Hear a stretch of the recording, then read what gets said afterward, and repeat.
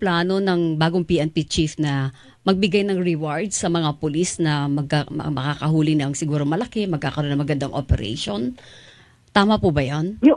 Yung sinasabi ma'am na reward, again, na nagkaroon din po ng ano po rin to, pagkakalituhan po na parang reward, babalik na naman tayo dun sa quota system, babalik na naman tayo dun sa reward system, ma'am.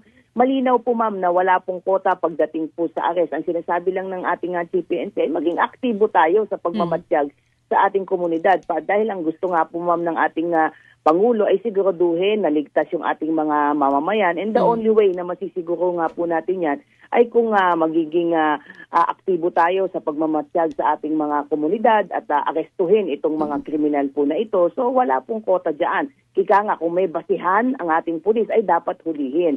Ngayon yung sa reward system po, ang sinasabi po ma'am ng ating CPNP ay let's find a way to incentivize yung mga pulis po natin na talagang tumutupad ng tungkulin. Kasi sa ngayon, ma'am sir, ang pulis, sabi ko nga, ang pinakamahirap na trabaho ng pulis ay mang-aresto. Pero pag inaresto po ang isang individual po, hindi po ma'am doon natatapos po ang trabaho ng pulis. Pag inaresto po niya, dadalhin po niya yan sa estasyon, ibubuking po niya yan, gagawa po ng affidavit yan, i-inquest po niya yan.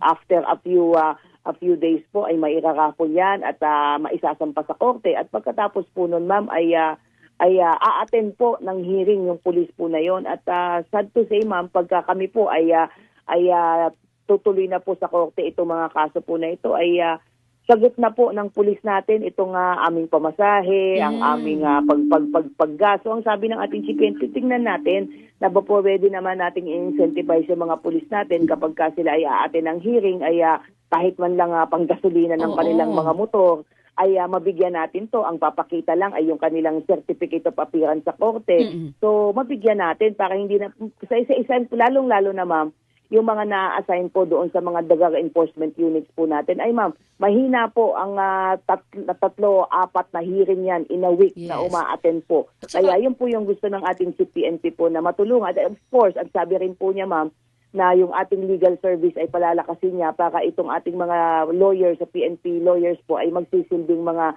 lawyer po ng ating mga pulis kapag sila po ay nakakasuhan. On that context po ma'am, yung kanyang sinasabi po na ma-incentivize po yung mga pulis natin. Kasi ma'am, di ba, sa nakaraan,